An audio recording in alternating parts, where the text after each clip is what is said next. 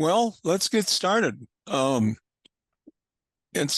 is a true pleasure to have both of these people presenting tonight. I've been wanting to do something like this for a long time. Solar on schools for me personally has been a major thing I've been interested in for about 20 years now. Actually started talking with one of the Excel guys a long time ago about it, and he said, "Yeah," he said, "we could probably do that, but then we want something curriculum in the class." And I was like, "Oh, that would even be better." So it's worked out great. We have two superstars tonight. One is Peter Lindstrom. Peter's the public sector and community engagement manager at CERTS. And if people don't know who CERTS is an organization that covers the whole state of Minnesota and works in, what is it, 7 regions, Peter? You got it. Yeah, and they just do an awesome job. They're very impressive. And Peter's been involved with all kinds of things in the cities over the years and stuff. And I'll let him expand on that if he wants to. Mandy, thank you so much for joining us. And it's Mandy is I don't know if I can say this, Mandy, but is a transplant. She was with the other organization in Wisconsin called MREA for a while, and now she found a better place to be. Is over at Minnesota Department of Commerce at the Energy Office, and she's a program administrator for the department there. So these two folks are going to share all kinds of great information about what's going on with solar in schools and, where Minnesota stands in the national level and everything. So, Peter, are you going to kick it off to begin with? I sure will. Yeah, thank you, Doug. Boy, it's a pleasure to be here. Gosh, I know Mandy's a superstar. I'm not sure if I meet that high bar, but man, the pressure's on now, Doug. But yeah, I will say, Doug, you have absolutely been such a fantastic champion for solar on schools and solar in general, of course, for so many years, and we're just grateful for your support.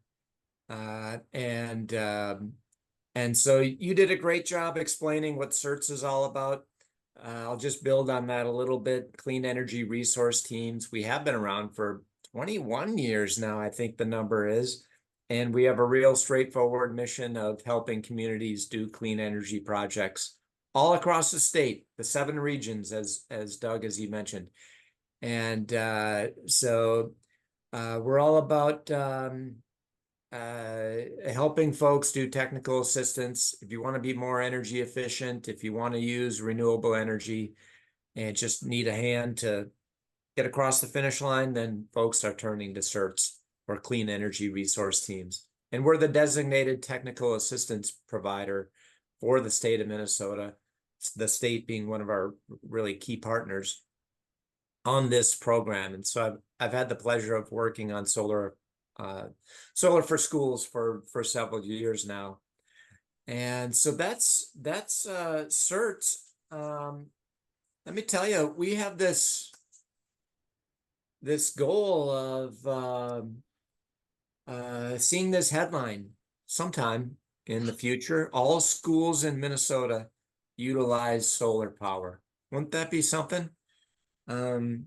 It's a bit of a moonshot mission, but we think it's possible. How cool would it be if our 800,000 plus students all went to a school that utilized clean energy? We got a ways to go, but we're getting there. And I just took these headlines. These are from probably, oh gosh, the last year or so. Headlines from newspapers across the state of schools that have decided this is the way to go. And I think we're just on the cusp here of a great clean energy transition with our schools. But you can ask the question, why schools in the first place? And these are the reasons that I'm hearing when I'm talking to superintendents, when I'm talking to teachers, when I'm talking to youth groups, these are some of the reasons that come up for me. Clearly, there's an educational opportunity. Doug, as you mentioned, building it into the curriculum is really key, and superintendents, teachers, they really get that.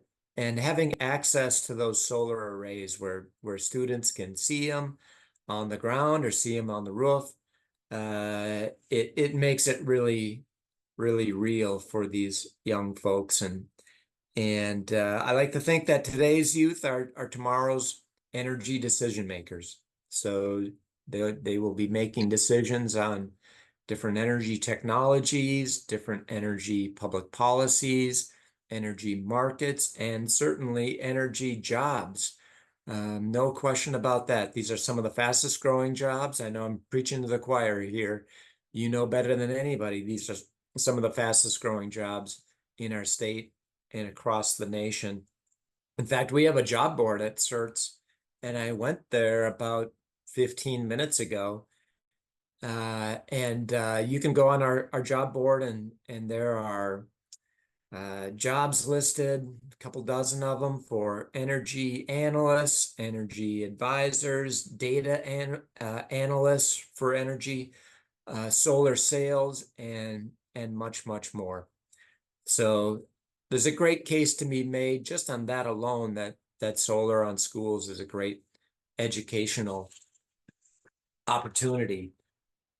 And I also hear from superintendents, from school business managers about the financial impact that solar can have, the positive financial impact. You know, paying that utility bill is oftentimes the second highest expense for a school. They get that utility bill a month, and it's right up there, personnel being number one, but that utility bill is number two or number three, up there with transportation as well. So I have got a few case examples here where solar is saving significant amounts of money for schools. And it's really the only place, you know, that utility bill, it's really the one of, if not the only place where you can make a cut and not impact the classroom. In fact, it has a positive impact on the classroom because you can use those savings in other necessary areas across the district. Clearly, there's environmental and health benefits. More and more schools are setting sustainability goals, and so they're striving to reduce their own greenhouse gas emissions, and putting a decent sized solar array up can really meet those goals. And community leadership, you know, schools are more than just bricks and mortar, right? They're really seen as centers of community leadership. And so putting a solar array on a school or near a school just sends a message to stakeholders, to taxpayers, that sustainability is a key value for this school district. And quite frankly, the young people are demanding it. When I talk to community groups or youth groups, they're saying, hey, we can't just talk the talk, we have to walk the walk. And so they are really driving, in many cases, they are driving their school board, their school leaders to make these decisions. And schools, even if they say like, hey, gosh, we're interested, they have options. So they could put a large ground mounted array if they have the land, like Pine River Bacchus, 600 plus 660 kW array that they have in the central part of the state. They could put it on the roof, particularly where land is at a premium, like in the metro area. Many schools are taking this option of putting it on the roof, like in South St. Paul, Kaposha Elementary School, a decent sized array, a big array, over 300 kW on that elementary school.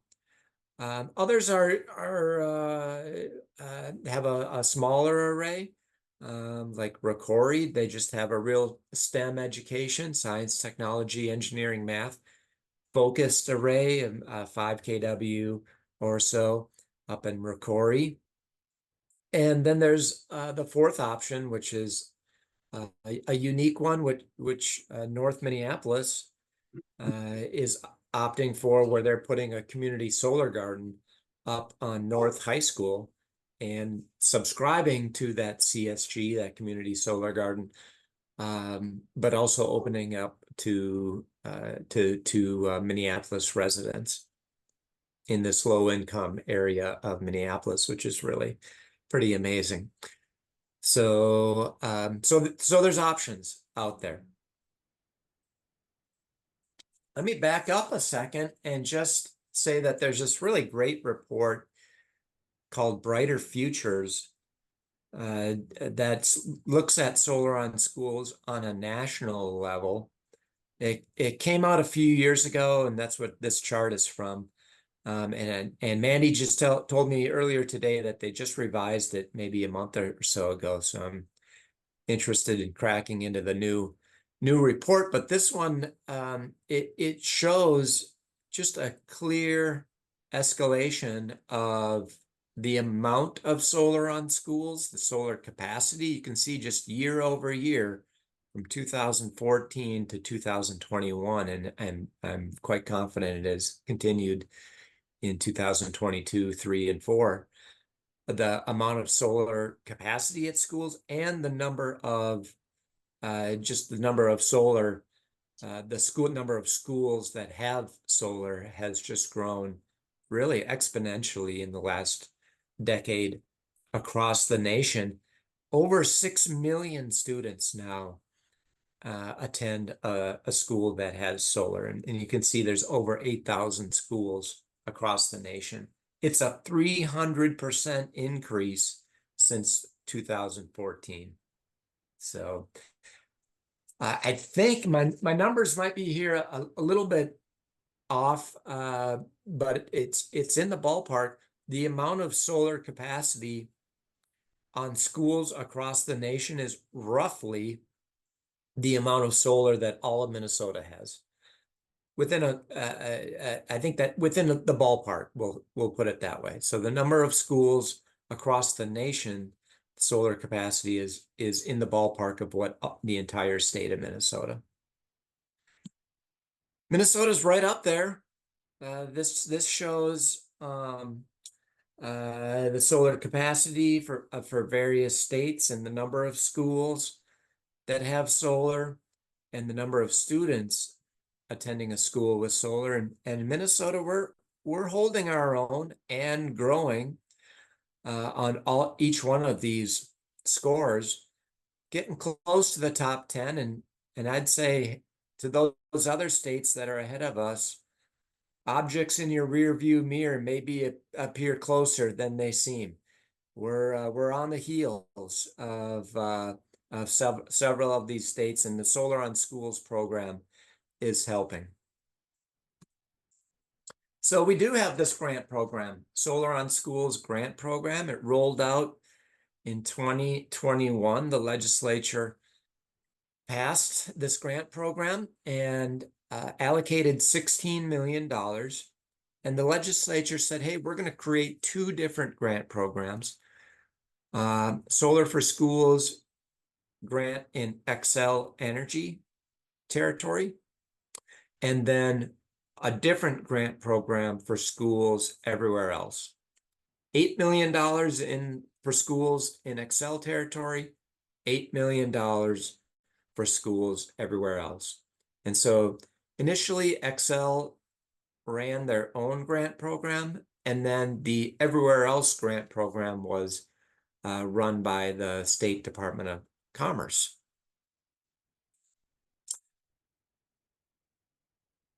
Just last year, the legislature made some very important changes to the grant program.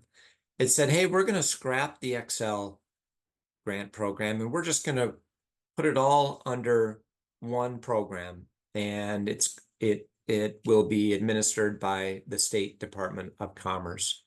It also expanded the program, and it said, this isn't just eligible, this grant program isn't just eligible for K-12 schools. Tribal schools can participate, and cooperative districts are included as well. So a frequently asked question is, what's a cooperative district?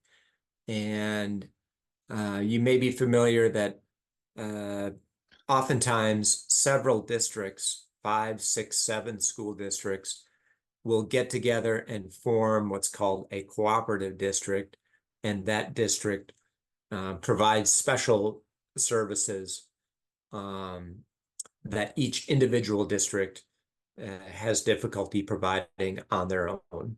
So it might be special education, or education for behavior issues, things of that nature. So those cooperative districts are now eligible to tap into this grant program as well. And the legislature said, my gosh, the first 16 million went by real quickly, and put in a whole big chunk of money into it, almost doubling the size of the grant program up to $29 million. And an important change, one that I neglected to mention, that initial grant program rolled out in 2021, the size of the array was capped at 40 kW. No matter where you were, 40 kW was the maximum size of the array. In 2023, the legislature said, hey, we're going to keep that 40 kW cap, still going to be the maximum, unless the utility is okay with the array being larger than 40 kW. And several utilities are okay with it being larger, XL being one of them, Minnesota Power being one of them, and others. In that case, the array can be up to 1 megawatt. So that's a real significant change, and many districts are moving forward with larger arrays, 200, 300, 400 kW arrays. So it's been super popular right from the get-go. So I mentioned this, right when it was rolled out, the state of Minnesota Department of Commerce program had $8 million. They had $12 million worth of requests in that very first year. Just hit the ground running. And Minnesota Public Radio did a really nice story exactly a year ago, September 19th, 2023. They put out this article, A Surge of Interest in K-12 Schools, and highlighted St. Peter High School. So I encourage you to check out this article. They're saving upwards of, I think it's $10,000 a year, which they can reallocate to other important needs within St. Peter. They were 2002, one of the first recipients for the Solar for Schools grant. And so the demand for schools receiving this fund it's just pedal to the metal, and keeping Mandy busy, that's for sure, and myself and others that are involved in this program. So just a little bit about the grant eligibility. First of all, you got to be a school. Kind of self-explanatory, for the Solar on Schools program. One would think it's a school, but what that means is it has to be a K-12 school, or Minnesota State colleges and universities are eligible as well. But no, not a charter school, and not a private school. And it has to be on or adjacent to a school building where education is being provided. So that means, things like a transportation building or a district office are not eligible for the most part. There's a few exceptions there, but but the legislature really wanted it to be on or adjacent to a school. That 40 kW cap, unless the utility is okay with it being larger. And then the legislature said, hey, the array, it must be built into the curriculum. Thou shall incorporate the array into the curriculum. So that's a really important component to the grant program, is ensuring that in some way, shape, or form, that solar array is incorporated into the curriculum. And the beauty is that as many of you know, these arrays can be monitored online. And so teachers can bring up that monitoring and see how much that array is producing on a beautiful sunny day like today, how much it's producing on a January day when the sun's going down at 4:30, 5 o'clock, and or how much it's produced in the last month, the last year, etc. So how much are we talking about here? We're talking about this grant program can cover between 40 and 70% of the cost of the array. 40 to 70%. And there's a formula that's been created that says if you have more of a financial need, if you're a district with more financial need, then you qualify for a larger grant. So on the low end of things, if you're getting a smaller array and you have less financial need, that's $48,000 is the maximum. If you're for a 40 kW array, on the higher end of things, the cap is $84,000. And the good news is, if you do get a larger array, if you're in Excel territory, Minnesota Power territory, or a different utility that allows a larger array, then you get more money, upwards of $500,000, even $600,000 or more can be covered through the Solar for Schools grant program. $675,000 is the cap, the maximum that a school district can receive. This, by the way, this picture, Doug and I were talking about this right before the webinar here. This is at the School of Environmental Studies in Apple Valley, one of Doug's favorite spots. And this school received a Solar for Schools grant. They had a wonderful kickoff celebration. And here we have a picture of some students that are demonstrating the solar suitcases, which this group may have heard about or may be familiar with. That's put together by a nonprofit called We Share Solar. And so it's a good example of incorporating the array that's up on their roof into the classroom activities.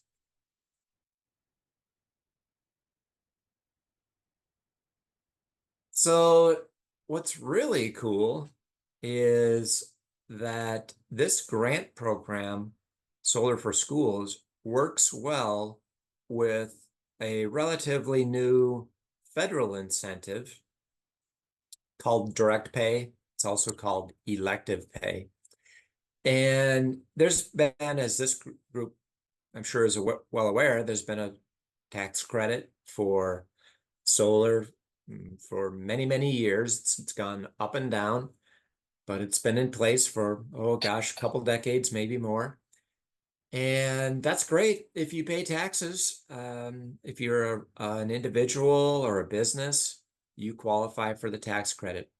Schools, cities, counties, nonprofits don't pay taxes, can't take advantage of a tax credit.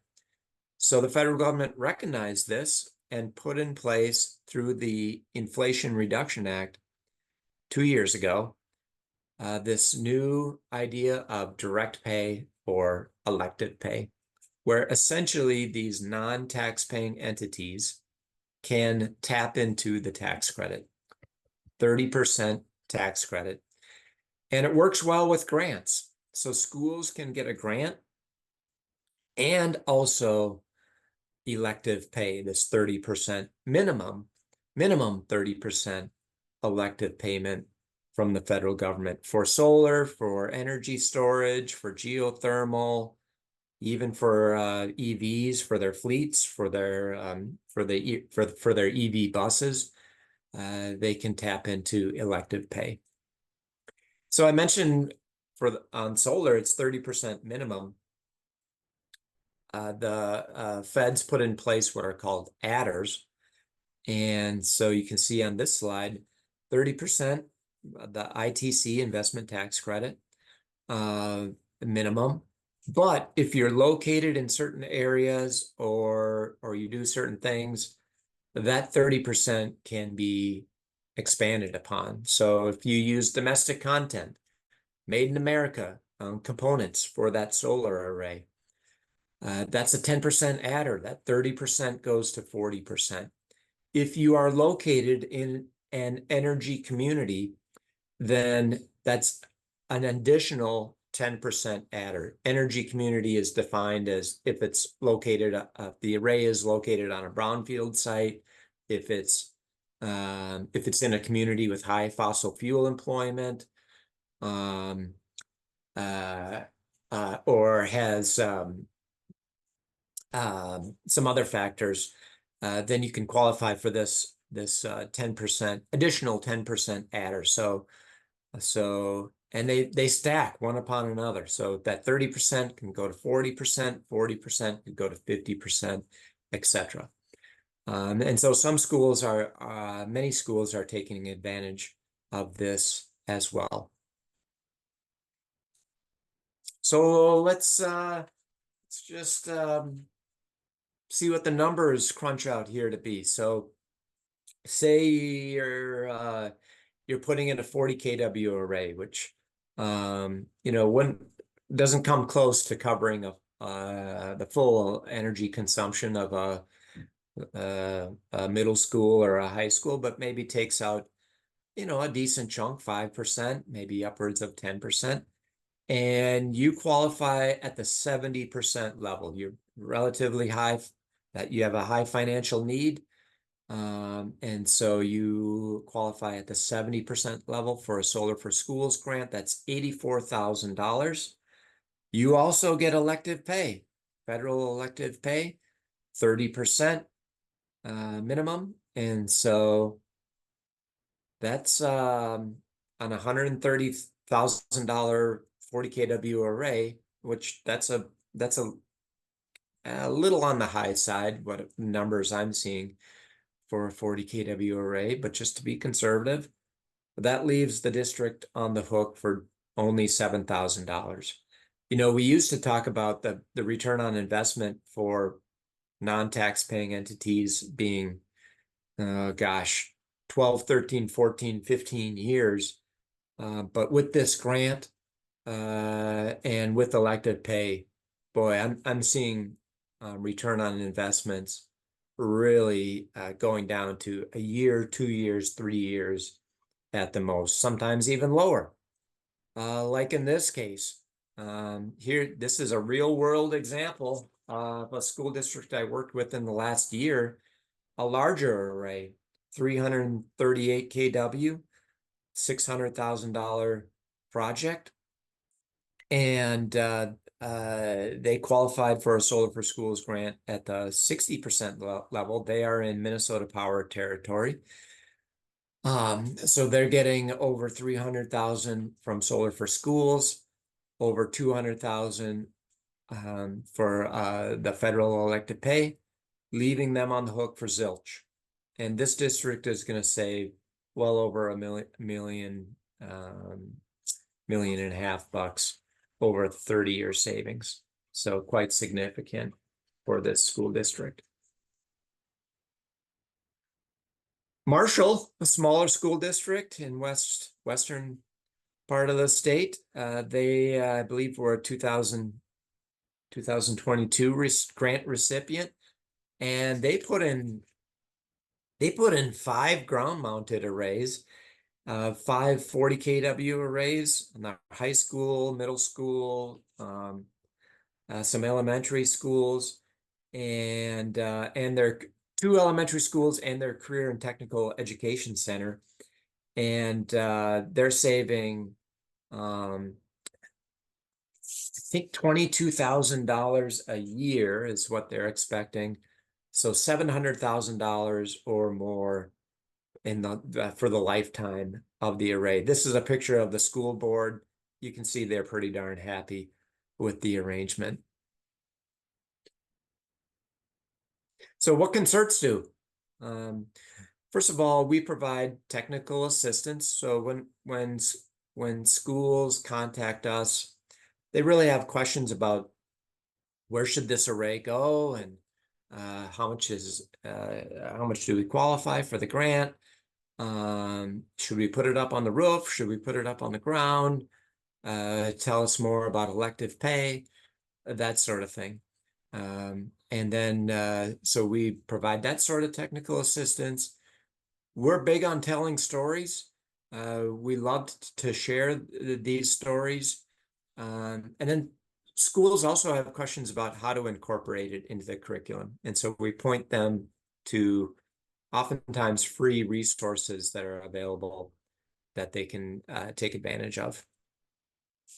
So you may be asking, gosh, this all sounds pretty darn good. How do I take the first steps to getting solar on schools in my community? You know, we have this motto, this mantra at CERTS: good, better, best. You know, it's good if a school puts up an array. It's better if they put up an array and they share their story. They tell the story to their taxpayers, to their stakeholders, and spread the message far and wide. And then it's best if they put solar up, they share their story, and then they really incorporate it into the curriculum and really empower their students. And that's where we help. And I think the first step is to identify those champions. Is it a youth group in a school? Is it a science teacher? Is it some fired up parents? Really help identify those champions to help advance this initiative at their school, and then understand their own school's energy needs, and what the potential is. Start crunching the numbers and seeing how much solar they can get up there, and what are the different options for the schools to finance it, which there are different options. And then start identifying what are some of the hurdles. You know, is it a higher upfront cost? What sort of questions might the superintendent have, the school board, in moving forward on a project like this? We can help schools prepare a request for proposals and help send that out to, gosh, I think our list is about 60, 70 different installers across the state. And we can even help them evaluate those different proposals. They, of course, make the decision, and they're off and running. And so that's me. I'd love to talk to you about your own school, and how to make this move this forward. But I want to turn it over to Mandy. She's got some slides as well, and then we'll stick around to answer some questions. Mandy, take it away. Whoa, you're so good at your time here. So I'm going to try not to repeat too much of what Peter was sharing here, but we obviously have a lot of the same information in our brains. 1 second. Okay, so I guess first, a little bit more about me. I, like it was mentioned, was a little bit poached from the state of Wisconsin. I had been working for the MREA for about 2.5 years, and I came to a MNCEA conference in October when the state had just passed this Solar for Schools legislation, and they had mentioned that they were going to be hiring somebody, and it was very similar work, so it would have been silly of me not to apply for something that had $16 million to give away in grants to schools when I was working with a lot less than that.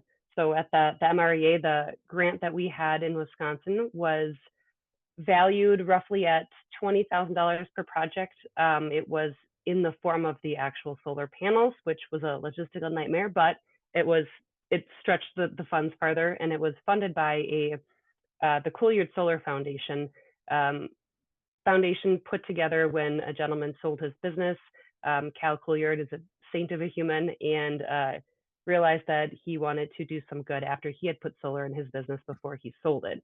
So they had put all of their money that they've been just pushing out on a couple different programs that they were funding, their Solar on Schools grant in Wisconsin, and then a Solar for Good, where they were giving out grants to nonprofits that were going solar. And the Solar on Schools one was managed by the Midwest Renewable Energy Association, and I had been hired to kind of put that whole program together. So the whole experience had been working in nonprofit world, small nonprofit world, where it was completely different than working for a state agency, where there's a lot more processes to get things approved, but it's been night and day working for Minnesota versus in Wisconsin. And I constantly try to highlight that for anybody who will listen. I'm, fun fact, still living in the state of Wisconsin, and our state political system has completely deviated from where we could be, which is where Minnesota is, and all of the amazing state things that have been happening. And I always like to say I got into the right field at the right time for it to be exciting, yet completely overwhelming with the amount of work that we all have to be doing. So with that, I kind of wanted to start with, this is a screenshot from the homepage of the program. We did spend some time trying to update it and redo it. And the intent of it is to kind of function like you're going through the different steps to get and meet all the grant obligations. So on the homepage is just this brief introduction, and then the left-hand corner has Learn More and existing applicants. So the Learn More is going to take you to the Learn More, and then it'll go into the first step and stage, and the existing applications goes so you can log in, put in your readiness assessment, your Part 2 full application, or you can log back in to submit any other follow-up forms that we require, or the follow-up annual information that we need as well. So on the left-hand side here, we have this is kind of the related content that shows up on every page. And again, it goes the homepage, Learn More, Get Started. The first step really is going to be requesting your project ID from us. You have a unique identifying number that tracks everything, allows us to follow along with all the impact that the program has had. And it's a two-step process, right? So you have a readiness assessment and the full application. And the intent of the readiness assessment is that it should be able to be done by the school. If you wanted to, they could do it by themselves. It's kind of checking some minimum level of effort that's been done. So have you looked at how you're going to pay for the remaining cost? Do you have the funds available? Have you looked at potential sites that you want to put it at? Have you gathered your energy bills and looked at how much energy you're using and thought about looking at some information, what kind of size that you're wanting to have? You don't have to have contacted any developers or installers at this stage. And this is also where CERTS comes in really handy for helping to do a little bit more hand-holding and walking through to meet this basic amount of information. So if you're deemed ready and you've met all the requirements here, then we do, as long as there's funding available, invite you to submit your full application. And in between that readiness assessment and the full application is when you're going to be putting together your RFP and seeking proposals from different folks. And the full application does have to be submitted by your selected developers. Then that's going to be all the technical information that we're going to want to collect on our end, the full project costs, other financing tools that you're using, and other utility information. And we're going to be looking at the whole payback period and all sorts of fun things. But the developer usually completely leads this. We just put in different consumer protection type things to make sure that schools are in the loop and doing good stewardship of state funded projects. So we do have funding rounds twice a year until the funds go away. So right now we have invited folks in the current round to submit their full applications. That's that 2024 funding round 2 on the right. And then our next funding round will start in January of next year. So again, it's kind of 2 pieces, the readiness assessment and then the full application. And the RFP is how we kind of announce the funding. It's a grant, but you have to apply to the RFP. So it's a pretty long document, but it does have all the details of everything. It's changed quite a bit from different iterations that we've had, and that does, we've learned more about the process, about what different installers are saying, what schools are saying to try to help improve the program and make sure that schools are getting good deals and that everybody's meeting the different requirements. And then also on each web page, we redid it also to have technical assistance in mind. So it has some information on what you have to do to complete the readiness assessment, but then it says, reach out to CERTs to use their RFP template that they put together, or learn more from other schools that have done it. So there's really, at every stage, it's kind of encouraging you to look at different resources and information. And I know that this has kind of been touched on. This is far more complicated than it used to be. When we did take over the Excel side of the program, it completely changed things. Excel had been doing grants in a different sort of way. They had an upfront incentive as well as the production-based incentive. And we chose to bring everything back over to kind of our method that we are using, which is just pretty much that upfront incentive. It also complicated things by us choosing to expand the system size, where before it had been limited to a lot smaller systems. And so we were wanting to develop different percentages that the grant could cover. And then on the left-hand side, this fancy ANTC APU, these are values that are kind of helping to determine the financial need that Peter was touching on. And these are adjusted net tax capacity and adjusted pupil units, which is numbers that school districts use for other financing things that they're aware of, and it's stuff that kind of changes and evolves. And it's a fairly good metric. We worked with MDE and other stakeholders and folks to kind of come to the consensus of using these values. And then the grant is technically for a percentage of the system, but it does get capped out. And that is kind of one of the first things we did to help try to encourage getting multiple different proposals so you're not getting grossly overcharged, or if your grant is supposed to cover 70%, but you're getting capped out way below 70%, it might make the school district wonder why their cost is much higher here. In addition, the entire district has a cap for outside Excel, $500,000, and inside Excel, $675,000. And so you can do one giant project or multiple different projects that add up to that district's cap. And I know that this was touched on here. These are the different changes that most recently happened. I think the only thing that Peter didn't really touch on as much was the expanded reporting. So something that we wanted to make sure that we are doing is looking at the total impact of the program. So every year now, we're going to get reports from each school about the actual production of the system, and we get to compare this to what the projected production was that was provided by the developers. And then we're also going to be looking at what their electric utility costs were, and they're going to be letting us know, was there any significant changes to that would impact your energy use other than the solar. So if they did some type of other renovation energy efficiency project, we can take that into account, but then we can also look at what their costs were before the solar and kind of have some idea of the reduction in energy costs, in energy, and then greenhouse gas stuff as well. And this is annually that they have to do for us. And then something that's really been ongoing is expanding consumer protection, which is, fancy for making sure that we're doing our due diligence and using state dollars to fund projects that are good investments for the schools, making sure that they're saving money and then helping them take certain steps like best practices to ensure that they're getting a good deal on their end as well. You can't ever tell a school district or anyone really go with this developer or don't, or we can't recommend anything, but we can put in certain things together to try to help them make the best decisions for themselves. And to kind of I promise I'll have some fun pictures later on. But for the consumer protection stuff, one of the things we did is incorporate that through how we're scoring that readiness assessment. And again, that's the first step of the application. And something I want to highlight here, this is the full list of things that we look at, is this procurement commitment. So we have procurement requirements as part of the program. And so that means that if you are doing a standard ownership model, you have to put out a public RFP following these fun statutes here.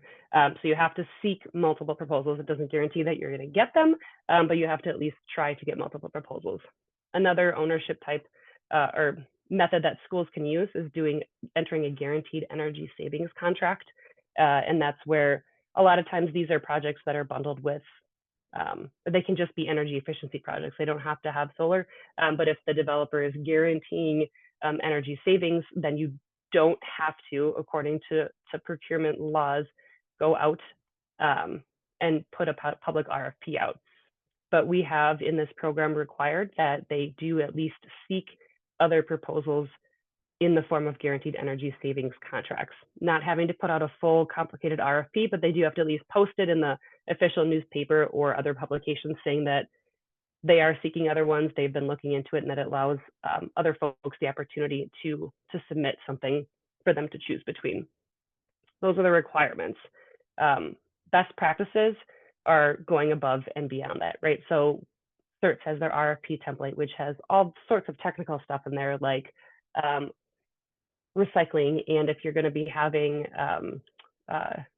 like prevailing wage requirements, things that you may not know that you don't know if you've never gone solar as a school district, which most districts in the state had not.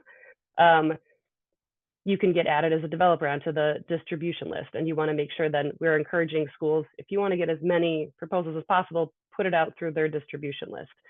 There was a district recently that asked for a little bit of an extension for to submit their full application because they had received, gosh, I don't remember what the number was it 12 or 20 or something absolutely really abnormal for amount of proposals, and they have to go through and review all of those. But when that happens, they're really able to look at and compare projects and make sure that they are getting a really good deal for themselves. Another option is using the guaranteed energy savings cost savings guarantee template, and this is part of an old program that the Department of Commerce had run. It's kind of like the RFP template.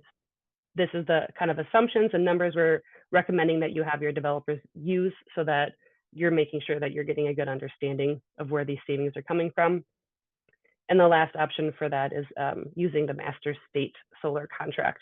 And we have the contact here, Doug, but they kind of I think I have it on this slide. Oh, yes. They pre-vet different vendors. They have to go through meet certain obligations if they go through the program. So there's a lot more handholding that Doug will do with folks that go through the state master contract, technical assistance through the RFP and proposal selection. There's a lot of fail-safes that are built into that. But you have to put out an RFP to the pre-vetted list. You can't just select someone and not go through the official process of the state master contract. So that's all to say, that's very much built into all of these different metrics. There's certain requirements we have, and then there's certain things that we keep going back and trying to modify to make sure that everybody's getting a good shake and a good deal out of this. One other big change and learning curve that we had was these cash flow templates. Financial literacy with solar is a learning curve. If you don't know what you're looking at, like I would not know what I was looking at if I was getting my roof replaced, on what to look for and what's bad and what numbers to see. So the first round, we were seeing a lot of different type of numbers and projected savings calculations that developers are putting together that seemed that they could be a little bit more conservative and accurate from a state perspective. So the value of your solar is really dependent on the assumptions that you're using when you're calculating it all out, right? So what is the electricity rate that you're using? Schools have demand charges in their utility bills. Are you including that? Which the best practice is to say, no, you can't, because there's not a guarantee that you're going to reduce the demand charges. Will you likely? Absolutely, but it's really hard to calculate. You're also having to assume how much is the electric rate going to escalate over 1 year, 2 years, 10 years, 20 years from now. utilities have a lot to say about that and their opinion on where the electric rates are going to go in the next 20 years. That's a massive indicator on what the value of each kilowatt hour produced by the system is worth. And then making sure that schools are incorporating every single cost metric into the system. So not just the amount that, so I'm on the right side of the expenses now, the amount that it costs to purchase it, but you have to take into account you got to replace the inverters. Who's doing the operating and maintenance? Is that something that you're going to enter into a contract with? Or you're going to have your facility staff doing it themselves? And you have to look at what a removal and recycling cost might be as well. And then for the savings, you could have putting in the tax credit and the grant, and then if you have rent income, if you're doing some other type of ownership model. So plugging this all in kind of gives you an estimated total cash flow for the system. And we do have, the school is required to sign off on it, looking at it, and understand that that is a potential cash flow for their system. We also put in certain requirements for the developer that they can't just make up numbers that have certain liberties. They have to follow certain kind of guidelines that we at least know that with this cash flow, it's sort of, schools are able to compare apples to apples in some level. A little bit more of the fun graphy stuff here. We've had a lot of schools that have gone solar with this program so far. Massive amounts of grants. I think, right, we are sitting at somewhere like 170, 180 solar projects before the grant started, and we're looking at like 150 plus 20 in 3 years. So basically doubling the amount of solar schools that we have in the state. Another way to look at it is that solar capacity, right? The total amount, that energy that they all produce. The pre-solar for schools number I have is 13.7 megawatts. It is a little different than what that Generation 180 report puts out that Peter was mentioning. They look at community solar subscriptions as well that schools sign on to. So this is just like directly owned or on-site solar, that number here. But then you can look at the numbers that we have for 22 and 23, round one for 24 and round two for 2024. They're a little bit in flux. There's some that drop out. The second round hasn't submitted full applications yet, so this is kind of a best guess here. But again, you're looking at, in 3 years, nearly 40 megawatts of solar here that we're going to be having in the state, up from that 13.7. And the last number is on the right here. This is the amount of grant funds that we've given out. And like Peter said, initially there was $8 million in each pot. And then we added like another nearly 30 to that pot. So it's like 45-ish total. And we're already at this 28 mark in tentatively reserved funds, which is way faster than I ever anticipated it. In Wisconsin, there was so much outreach done in education and one-on-one meetings and talking to facilities folks and students and business administrators about the benefits of solar, and that yes, it can still pan out. And a lot of times it really took, you had to have somebody wanting to lead it and make it happen. And that sometimes it was student groups that were fundraising and part of their green club, or it would facilities or a community member, somebody was really taking the charge. And a lot of those projects took several years to convince the school board and district to move forward with the project. So it was completely mind-boggling that the first round of funding that we had, that it already exceeded the potential funds that we had. And so, and even now it's going so quickly. It's absolutely amazing. This chart here has a little bit more breakdown in the different pots of money that we have. There's a lot of focus that we talk about the K-12 schools, but we do have money for Minnesota State as well. It's been slower to get them to apply for grants, and we're working with them to try to make sure and figure out ways that we can kind of modify things to help ensure that we are getting these grant funds out while we still can. In the breakdown we have between Excel and everyone else for K-12, you can see that the everyone else besides Excel, that pot of funds, is actually getting really close to running out. Again, the 2024 ones are a little bit in flux still, but if that tracks, we're looking at about 18 million, 18 and a half that have been reserved for K-12 projects there out of that 21. So the remaining budget is like 2.5 million. And looking at the track of what we have for each funding round, it's very likely that in the next round of funding, which is January of this next year, that these funds could be essentially used up, pending any projects kind of dropping out. In the Excel side of things, there's quite a bit of funds left here, that 11.5 million. So, you know, that'll last a couple more rounds, but it depends on what comes in and when it comes in, really. But overall, there's about $16 million left in the program. Mandy, I'm yeah. sorry to interrupt. I'm just kind of looking at the clock here. Are we almost? Oh, look at me. I talked for a really long time. Yeah, you're doing great. This is super awesome. I know we've got some questions in the chat, but yeah, if there's I will just pause it here. That was nothing else really big. It was just, here's some of the pictures from projects that we have, and here's kind of a full list of things that we're at. There's been just, pretty soon we're going to reach this tipping point, and it really is going to get to the point where almost every school in the state is going to have solar. And I will pause it there.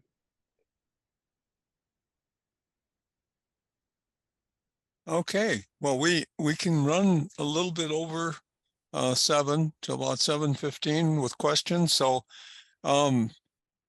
Peter, you were answering some of the questions to people. Can you see what's in the questions, the chats, and see if there's anything you can answer? Sure, I can take a crack at the latest question from Chris, who asks, who's developing the curriculum associated with the project? Is there a standard curriculum that could be shared with MRES? And Chris, that is a great question. The legislature was, we'll say, not clear in exactly the curriculum. It really just said, thou shalt incorporate it into the array, and that was that. So it's been up to the Department of Commerce to have a bit of an iterative process to say, okay, well, what exactly does that mean? And so right away, we identified some national curriculum, as well as some curriculum specific for Minnesota that we think, that we know meets the minimum requirements. For example, there's one that is Minnesota specific that was developed by the Rural Renewable Energy Alliance, RREAL. And if you go on their website, you can check it out. You can download it today. But there's also more national focused curriculum put out by the Department of Energy and other more national groups. I think Sierra Club might be one of them. But that's also, I mentioned it's been an iterative process. The department has been really looking at that, and I'll ask Mandy to expand upon this over the last 6 months or so. About what exactly does that mean? Because we get that question fairly often from teachers who are like, I need to incorporate it into the curriculum. How in the world do I do that? Right. Mandy, what have you been working on? Well, I would think also, I mean, I don't know if you can hear me, but it seems like if you go to the school standards, at least, schools ought to be able to check off a few tick marks there in terms of achieving those standards by going this route. It's often not just about data coming off the array. It's like, why are we doing solar?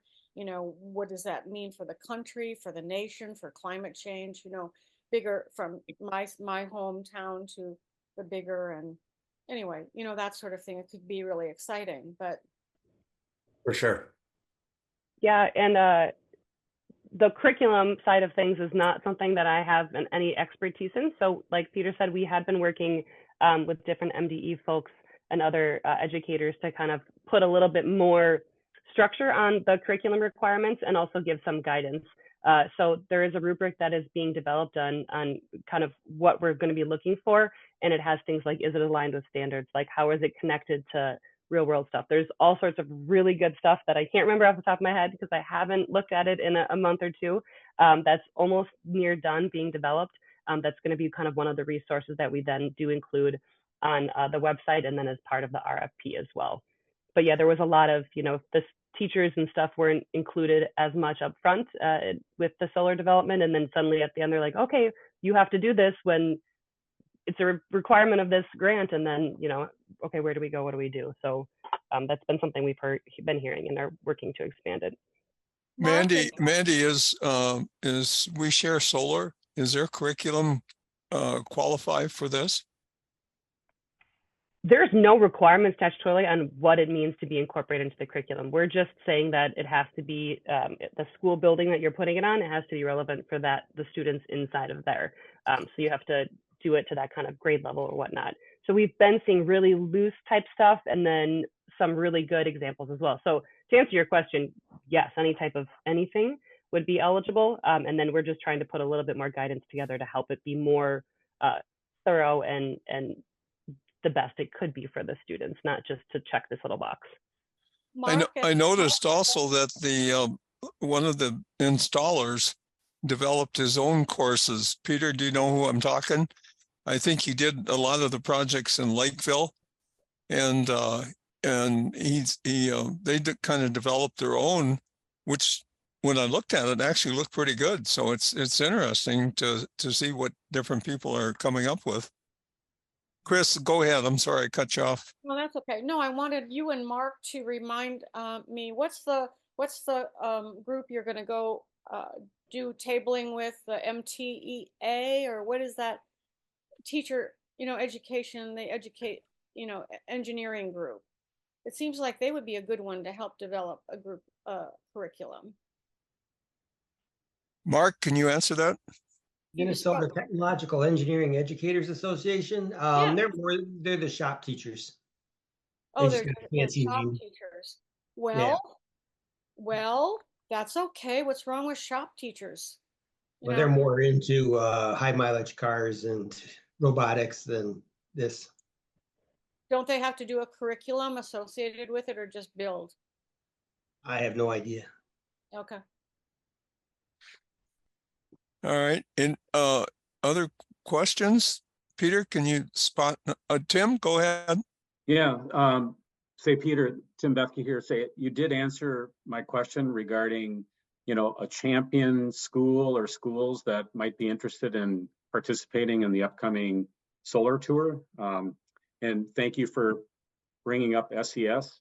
Coincidentally, Doug and I have already been working them over, trying to get them. In fact, I just talked to the principal late last week, and she needs to get back to me regarding if she can round up enough of her staff to be available on that first Friday in October, which is the start of the 3-day national solar tour.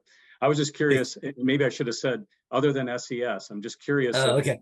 Yeah, if you might have any other, you or Mandy might have some other schools that might come to mind. I was actually on the phone this morning with Dakota Electric and talking with them, and they brought up, as Doug mentioned, a couple of schools here in Lakeville, which we haven't engaged with. But so I'm trying to work it from the Dakota Electric side as well, because they've been directly involved in installations down in my neck of the woods. I live in Lakeville, so I'm a Dakota Electric subscriber or customer. So anyway, yeah, that's just curious if you have any other. Oh, my second choice would be such and such. Fill in the blank. Yeah. By the way, if you run into a brick wall with the principal for whatever reason, Kristen McBrien down at SES is a real superstar. She was very involved in this. And not that I'm suggesting that you do an end around the principal, but No, that's fine. No, Peter, we're working with her already. She's a chemistry teacher of all things. And she's the state teacher for solar suitcases. So yeah, amazing person. Yeah. Really amazing person. Yeah. What about, I'm sorry, you guys, but no, go ahead. Go ahead. There's a couple of things that are a lot of units are roof mounted, and you mentioned there's a number of ground mounted units too. Is there a lot of those to pick from if we were able to get another school? In greater Minnesota, yes. In the Twin Cities, it's a little bit more slim pickings, is my understanding. Is Rosemont, Mandy, is Rosemont, they were gonna do a roof and then they decided to go ground mount, and do you know where that one's at? Whether or not if it was roof or ground mounted, Yeah, uh, I'd have to look it up. My head just swirls with the projects. I think Peter's a lot better at keeping them all Yeah. separate. Peter, I thought you had a photograph of Rosemount High School with solar on the roof. Maybe South St. Paul. Oh, South St. okay. Paul. Yeah, Yeah. that'd be another one. That'd be great. Kaposha Elementary. Yep. Okay.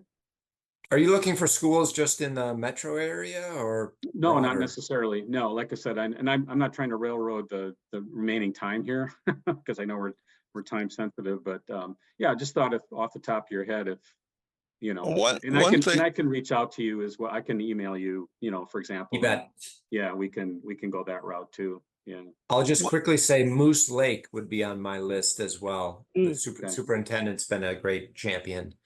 And they were one of the first recipients. Okay. Moose Lake, I think it's called Moose Lake Community School near Duluth. Yeah, their project. Well, that's when we stopped at, wasn't it? It is. They incorporated it to this outside walking path and have like a sign by it with outdoor classrooms. The way that they totally did that is really cool. Okay. All right. Very Great. tour Yeah, thank you. worthy. I don't know. Now, is Osprey, are they part of the program up at Sandstone? Because they just went totally solar. They're kind of I don't know if they're a charter school or what, but they've got pole mounted solar, they've got geothermal, they've got all kinds of things. Do you know, Mandy, are they in your Osprey is, yeah, it's at Sandstone. And in fact, their person's going to present next month to us on all the good stuff they're doing up there. But I'm just curious if they were on the Solar on School program. I'm not seeing it on. I have to search through my list. Okay. I mean, I know the name sounds familiar, but there's been conversations that I've had, schools that have started applications and dropped out. I don't see it off. Doug, they may be an environmental learning center. Yeah, that Lauren on our end, she just put that in the chat that Osprey is a learning center. Yeah. Yep. There you go. Okay. Peter, I'm sorry. Go ahead if you can see anything else there that you can answer in the chat. Okay. Or Mandy, whoever wants to jump in there. I just put a question in. I didn't mean to say New Ulm. I meant New Ulm. Is there a project by any chance at a school in New Ulm area or St. Peter area? St. Peter. St. Peter. Yep, St. Peter. St. Peter's the one that Minnesota Public Radio highlighted. Yeah. What about New Ulm? Yeah. I don't know if New Ulm has received a grant yet. New Ulm hasn't. I don't recognize that one at all as something that's come through. There's been a ton in southern Minnesota, though. Southern, southeast. Has there been like the people that have been putting up solar on schools, are there like a couple companies that have got most of that business, or has it been really spread around to all the developers and installers? I'd say there's one company. Yeah, but it's starting to spread more. Mandy just took the words right out of my mouth. Yep. Yeah, I think there's a couple that their bread and butter has been working with schools, so they were able to jump on it pretty quickly. One larger one and another one that also works in Wisconsin. And then for a lot of the other ones, like getting on Peter's distribution lists, and as they start hearing about it and asking all of us, like, oh, how do I get in on this? Like, how do I hear about these projects? You know, if they're only hearing about them after the schools are going. And so that's where we refer them back to get on that RFP distribution list that they can put out bids. Are all the installers from Minnesota? I believe. I think so. Yeah. Okay. I would hope so. Yeah.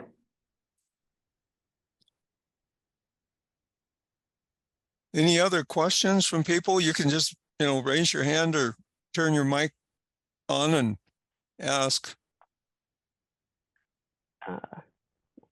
Well, so for in terms of election results, and if Minnesota goes Republican, I think there's questions on if the program will get more funding. I think that would definitely be impacted by the Minnesota government. I'm not sure where things sit if there's discussions on adding more directly to this program.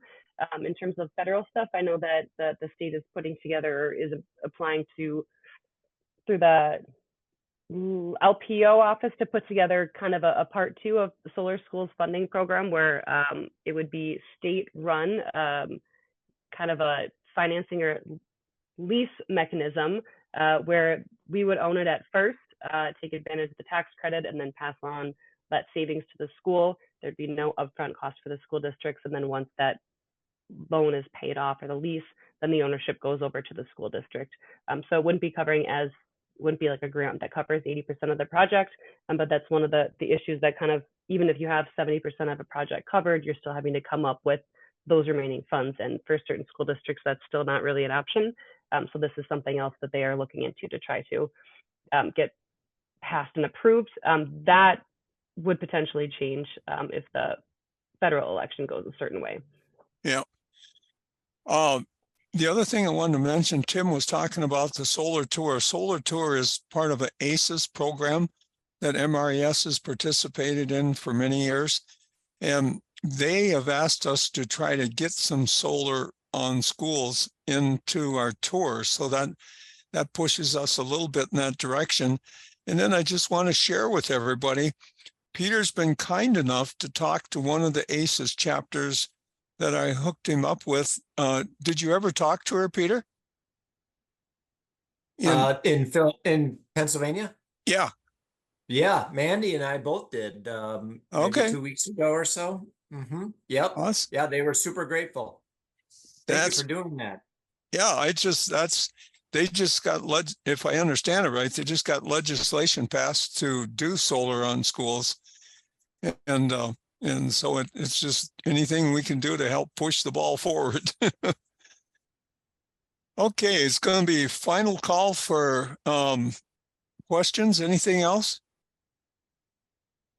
If not, just thank you both so much. This is wonderful, great presentations, and we will be getting this up on our website. Probably, Ellie, what's it been running, about 30 days now to get it up there? When I get around to it, I will try to do it quickly. Okay, I noticed one person asked about if they could get this information, and it, just so you know, we do post these talks. There's about 170 of them now sitting on the MRES website of different things that we've had people speak on. So it's been great to get, not everybody can make it, and especially on a beautiful fall evening like this. So it's nice to have an option there for people. I have one more question. I'm curious too. I see Liam has asked the question a couple times, which school it was that was able to not pay anything for their array. It's a good question, and I will be happy to reveal that perhaps in a future presentation. Once it's all said and done, then we'll spread the message far and wide. It is a real school. I'll promise. Scouts honor, it is a real school. But it's still kind of in the works, so I don't want to toot their horn too much. One final question from me is, either one of you, is there any tribal schools that have qualified for solar on schools? There is a school, yes, up in White Earth, okay, called Pine Point, and they have applied, successfully applied for a Solar for Schools grant, which is really an innovative project. It incorporates battery storage as well, and they've received significant federal support for a large solar array and a large battery storage to go along with it. So that is still also being worked on, but yeah, so I'm crossing my fingers that goes through. That There's was two. the final question that I wanted to ask, and you just did it, Peter. Is that the only school that's incorporated storage into their program? As far as I know, it is. Or is There there was one another more? one. I don't recall who off the top of my head, but it's in the more recent round. That, and the only reason I know that it has storage is because I got flagged that we can't cover the part of its percentage of our grant can't cover the storage part of the system. So it got flagged under my review that I needed them to separate the costs out. But there's the Pine Point one, and there's another one as well. I Yeah. think that be increasing. And then Red Lake also has two schools that Well, that's for right. tribal stuff. I don't know if You're there's right. any official tribal contract schools, but those are also now eligible. But yeah. So I just want to confirm, it sounds like McGizzy is off the map. They would never be qualified, right? They're not yeah, okay. Correct. Yeah, they're not a K-12 school or a tribal school. They're a wonderful organization. CERTS Yeah. has worked with them on a number of different things, but yeah.